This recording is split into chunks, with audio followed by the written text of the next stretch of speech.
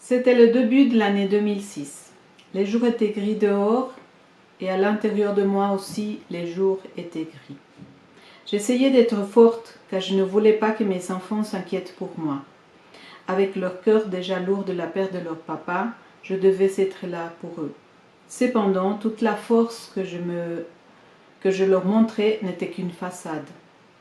Car en réalité, quand j'étais seule, je m'effondrais sans force et sans vie. Ma santé a commencé à se détériorer.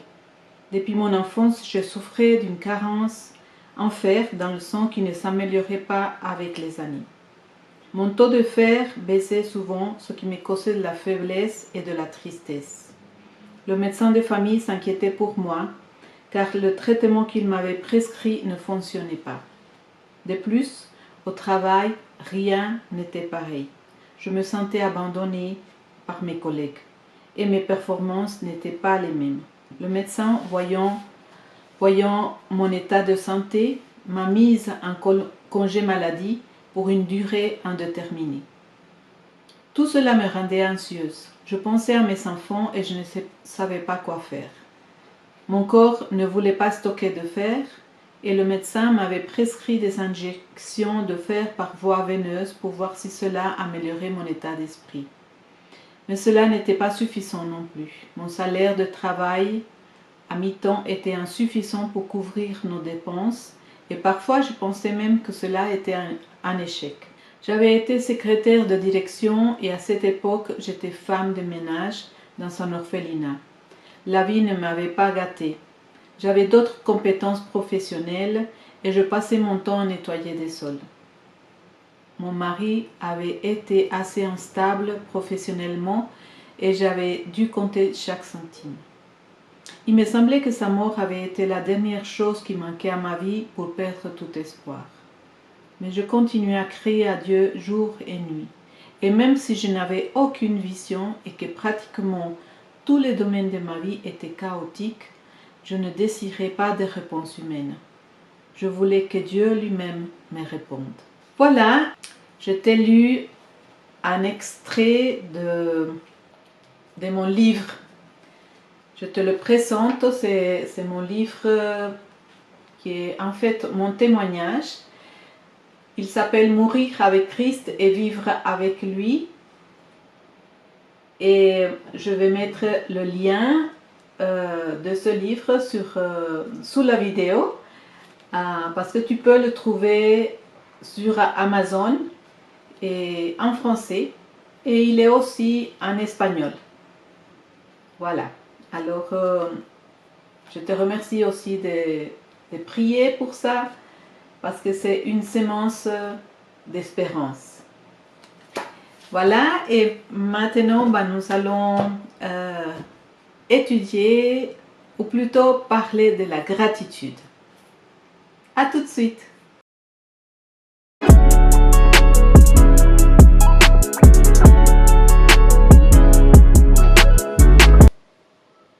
Ah, j'ai pas les bonnes lunettes. Aujourd'hui, nous avons besoin de mettre les bonnes lunettes. Alors, si tu as un filtre religieux, c'est mieux que l'enlever. Donc, aujourd'hui, nous allons mettre les lunettes qui nous permettent de voir le royaume des cieux. À tout de suite. Ça y est, j'ai mis mes lunettes. Alors, nous allons commencer aujourd'hui. Nous allons parler de la gratitude et la reconnaissance. Alors, la gratitude est une arme puissante contre l'ennemi. La gratitude va permettre de renverser des forteresses mentales. Aujourd'hui, nous allons commencer par le psaume 100. Écoutez. Poussez vers l'Éternel des cris de joie, vous tous habitants de la terre. Servez l'Éternel avec joie, venez avec allégresse en sa présence. Sachez que l'Éternel est Dieu, c'est lui qui nous a fait et nous lui appartenons. Nous sommes son peuple et le troupeau de son pâturage. Entrez dans ses portes avec des louanges, dansez parvis avec des cantiques, célébrez-le, bénissez son nom, car l'Éternel est bon, sa bonté dure toujours et sa fidélité de génération en génération.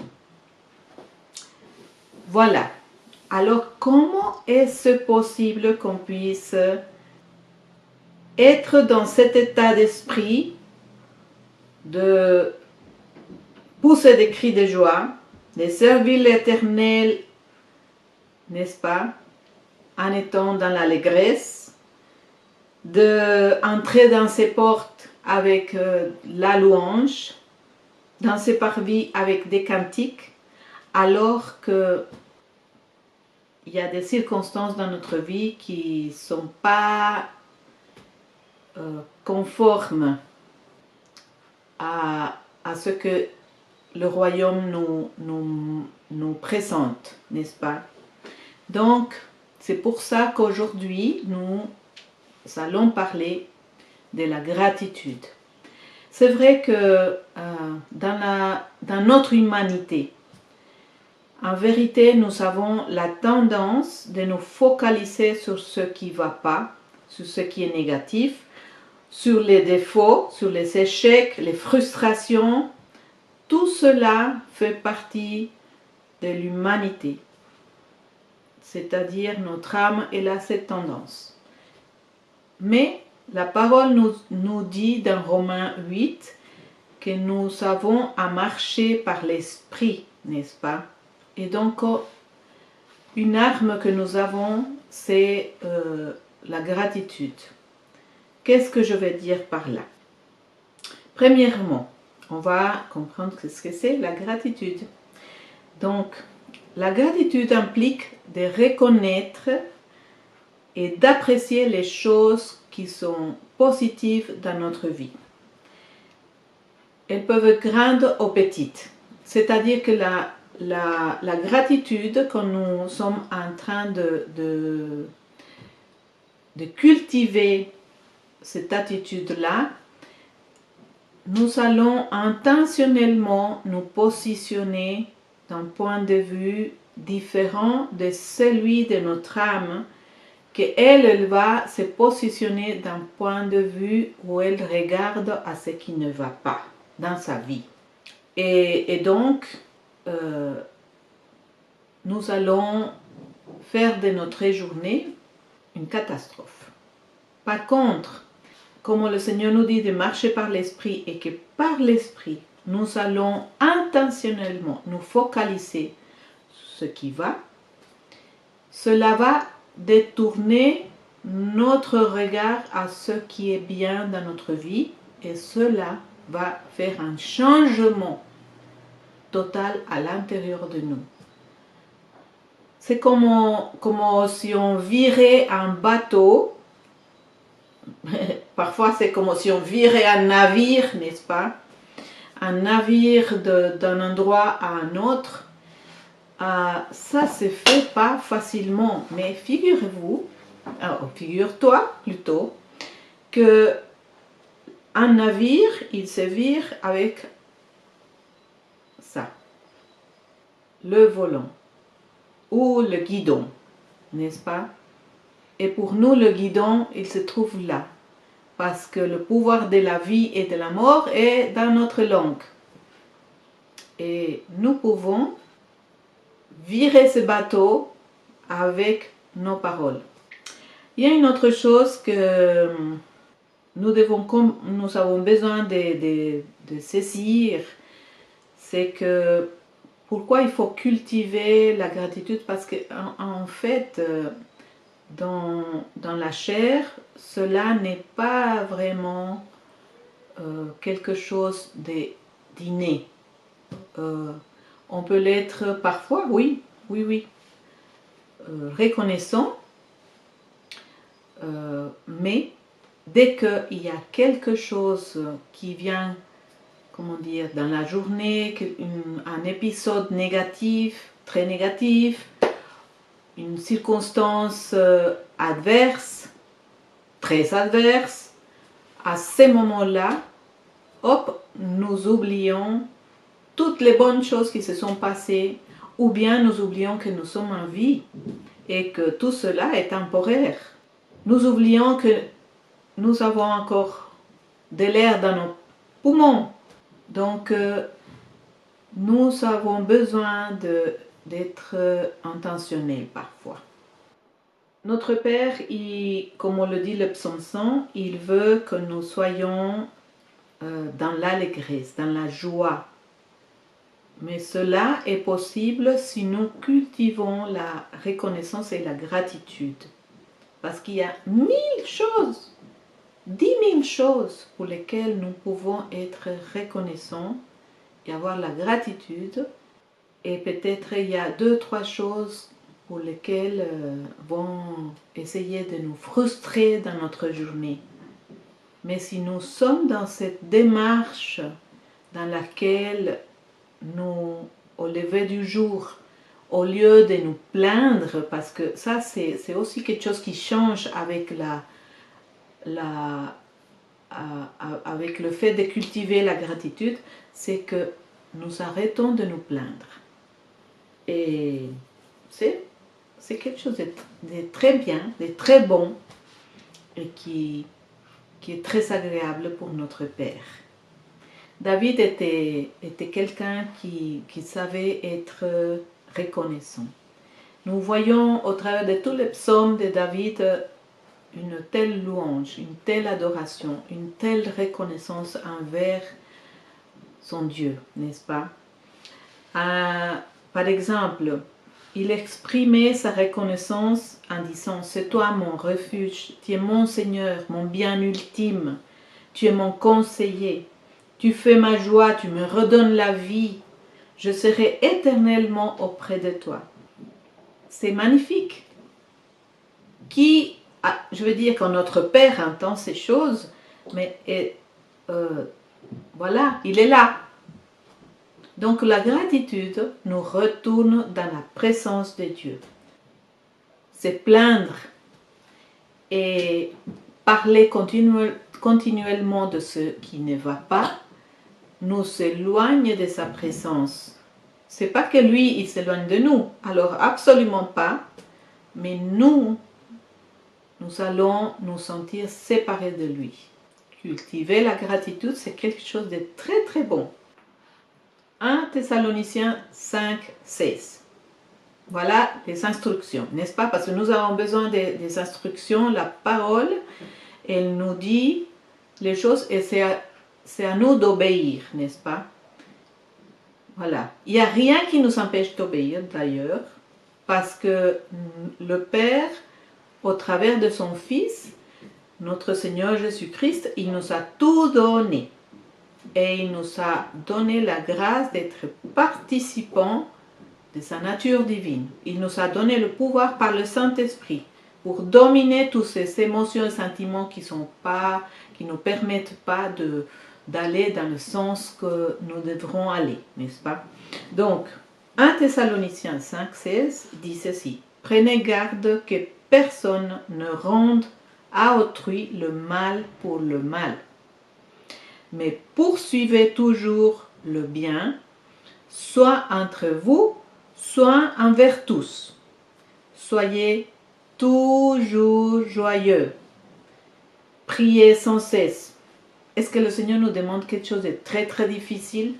Je ne crois pas.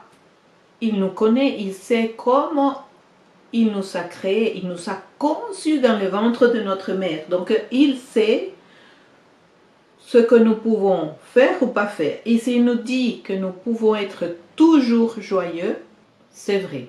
Maintenant, comment on y arrive, c'est ça que nous apprenons, n'est-ce pas? Comment je vais de ce point à A au point B. Toujours joyeux.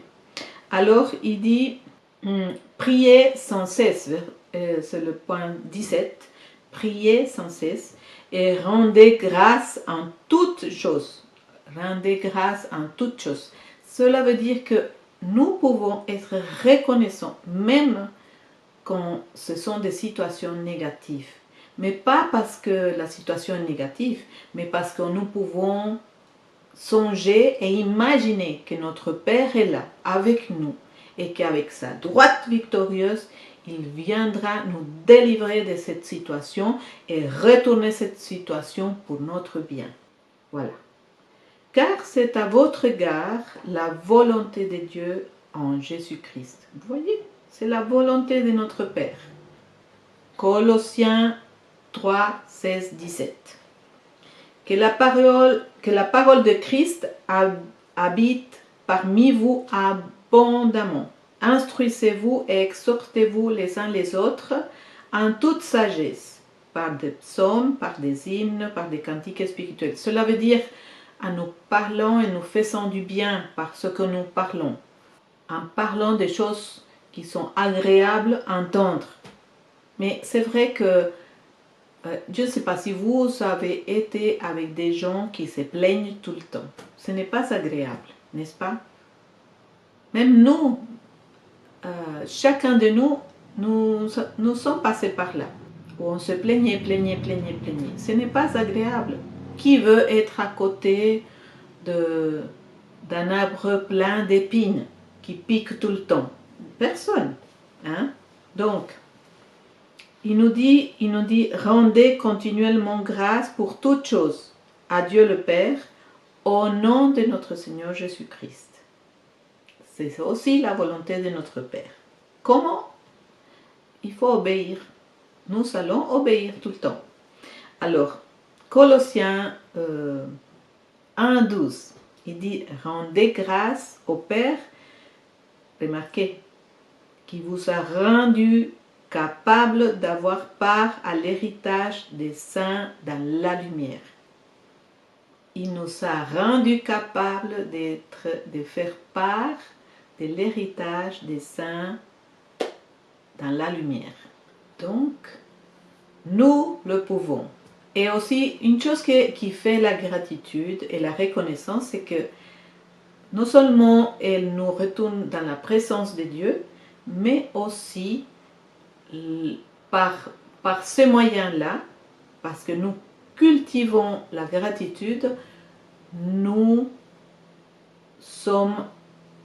allons être conscients du royaume autour de nous.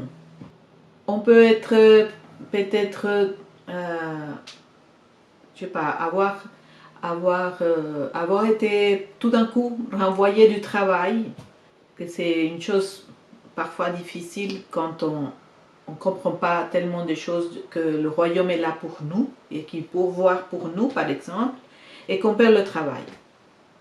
Oh là là, c'est la panique, et voilà, et puis tout de suite c'est là-dedans, la tour de contrôle, elle veut absolument maîtriser la situation, contrôler, au secours, et puis toutes ces pensées qui viennent, et bien sûr Satan qui profite pour te donner encore plus de choses à t'inquiéter. Par contre, si à ces moments-là, ce que nous faisons, c'est nous tourner vers la parole qui dit que tout œuvra bien. 1. 2. Que c'est notre Père qui pourvoit à nos besoins selon ses richesses. Et 3. Si on est malade, par exemple, et qu'on commence à dire merci Seigneur, parce qu'il y a encore du sang dans mes veines. Mais ce sang-là, il est aussi le sang de Jésus. Merci Seigneur parce que je peux encore bouger mes mains, mes doigts, je peux encore toucher, je peux encore goûter. Si on commence à remercier Dieu pour ce qui va au milieu de ce qui se passe avec notre corps, cela nous sort des ténèbres et nous plonge dans le royaume et nous plonge dans la présence de notre Père. Alors tout ne peut aller que mieux. Mais ça, c'est cultive comme on cultive un jardin. Comme voilà, c'est intentionnel. On doit aller s'occuper tous les jours de cultiver la reconnaissance et la gratitude, de s'élever chaque matin, surtout au début, parce que Comme je disais déjà au début de cette vidéo, notre tendance est plutôt le contraire. Il y a 1000 choses qui vont bien et puis tout d'un coup dans la journée quelque chose ne se passe pas bien, soit avec un collègue, soit avec ma femme, avec mon fils, etc. Mon mari, une amie, un ami, et tout de suite, et pour nous sortir de là, ça, la gratitude aussi fait quelque chose d'autre. C'est que on ne peut pas être dans la gratitude, être dans la plainte en même temps. C'est en contraposition. Ce qui veut dire que ça ferme la porte à Satan pour abuser du moment et nous plonger dans les ténèbres. Et alors nous sommes à l'abri et la lumière de Christ peut briller à l'intérieur de nous. Et alors la lumière de notre Seigneur Jésus-Christ qui commence à briller là, cela va rassurer notre âme et nous allons aller plus dans la paix que dans l'inquiétude, la préoccupation. Donc, Proverbe 3,6 nous dit ceci: reconnais-le dans toutes tes voies et il aplanira tes sentiers. Et la gratitude fait aussi ça, c'est reconnaître Dieu dans notre vie. Dieu, pourquoi? Parce qu'il est bon. Donc tout ce qui est bon, tout don parfait, dit dans Jacques, vient d'en haut. Toute bonne chose vient d'en haut. Donc la gratitude est un principe divin, c'est une valeur dans le royaume des cieux. Et nous sommes avec elle, c'est comme un baume pour notre cœur. Nous sommes à ce moment-là dans le chemin de la vie, pas dans un chemin de mort. Et la joie, disons plutôt la tristesse va céder à la joie et nous pouvons retourner à l'esprit, à marcher par l'esprit. Alors, autre chose qui fait la gratitude, c'est que comme nous sommes en train de mentionner les choses qui vont bien ou les choses pour lesquelles nous sommes reconnaissants, à ces moments-là, nos oreilles sont en train d'entendre et cela est aussi bon pour nous. Je vais te raconter quelque chose qui m'est arrivé à moi. À un moment de ma vie, j'avais une situation très difficile et avec quelqu'un.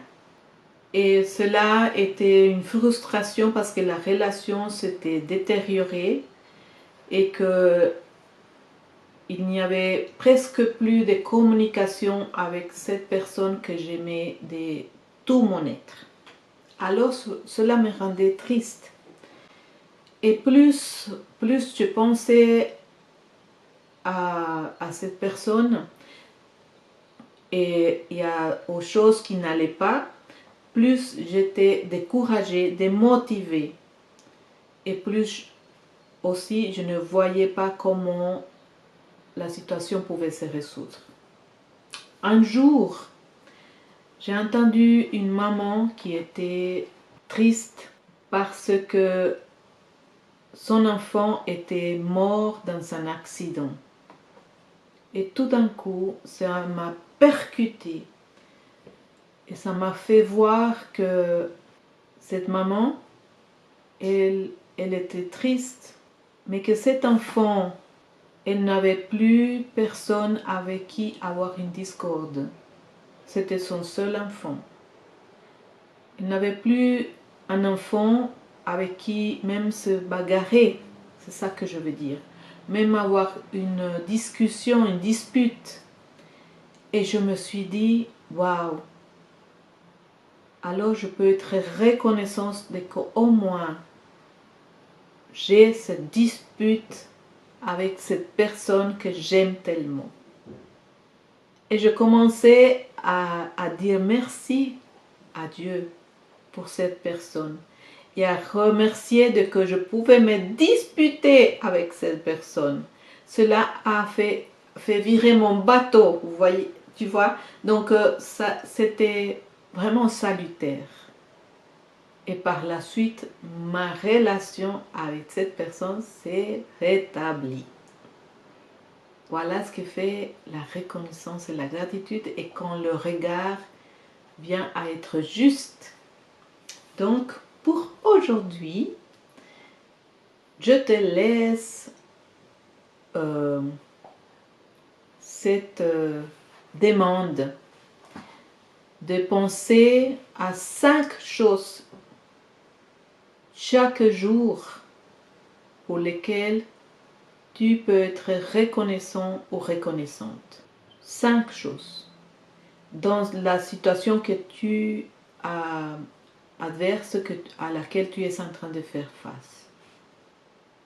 D'être reconnaissant pour 5 choses et de noter ces choses et de commencer à dire merci.